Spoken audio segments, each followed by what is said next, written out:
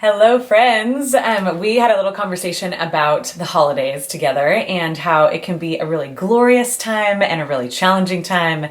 And it's so fun to be together with family, to gather together and eat really good food. And it can also be, like I said, difficult, especially when you're with people that I think most often assume that they know you the best, and you don't always feel like you're known in that space, especially if you're someone that has just gone off to college, or you're, emerging from college and in the work world, or you've just begun a family, or you're starting to have babies. In each of those phases, we grow so much and change so much, and yet our families are the ones that were around the longest and still assume that they know you. And it can be the hardest thing to not want to break out of that container that they're trying to keep you in. And there can be lots of misunderstanding and lots of frustration and lots of loneliness, even in the midst of really full spaces. And if you have a family that is broken in any way, or there are new family members that are entering in, there's just a lot that can happen in those family spaces. And so, first of all, I think there's so much in this season, especially as we're coming on Thanksgiving,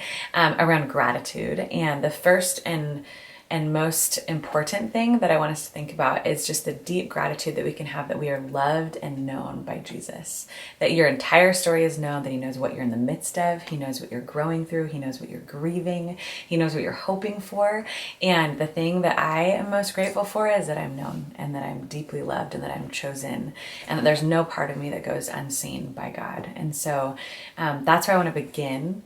And the next thing is to have deep, deep gratitude that God knows every single one of your family members too, and that they are deeply loved by Him. If there's anything that you have in common, and perhaps you are someone that's like, I have nothing in common with my family, the one thing that you have in common is that every single one of you is known and loved by the living God.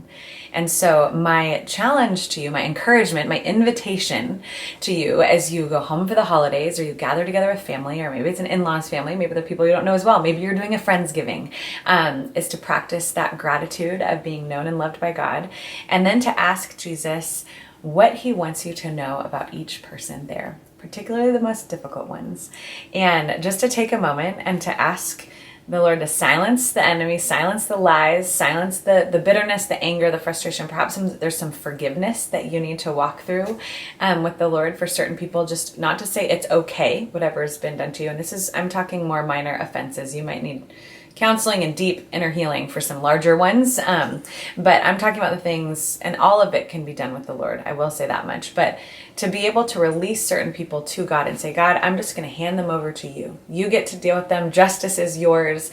I am not going to ask for anything from them this holiday. I'm only going to ask that you would be the one that completes and restores and gives me what it is that I need. But I want to know from you, what is it that you want me to know about them?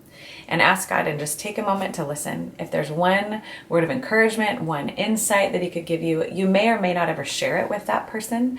But if you can walk into a family gathering having a sense from God of His eyes and His heart for the people around you, it is going to grow you in compassion and in empathy and encouragement, so that we might be aligned with His eyes and heart, and that you might have gratitude for those people and perhaps see them in a new way. I know for me, it's most often me having a change of heart that other people respond to, and they begin to become more of who they were meant to be as I begin to see them differently. So I just want to encourage you in that, so that you can walk in wholeness and remember that you don't need to prove anything to anyone. You are known by God. He knows all things. My favorite scripture sometimes at the holidays is Exodus 14:14. The Lord will fight for you. You need only to be still. So you may need to say nothing and just enjoy and have a quiet conversation. It might be the most amazing time of silence and solitude that you've ever had with Jesus in the midst of a crowd. But I just want to encourage you to have a delightful time, to enjoy good food and family and friends, and most of all, just deep intimacy and being known by the living God.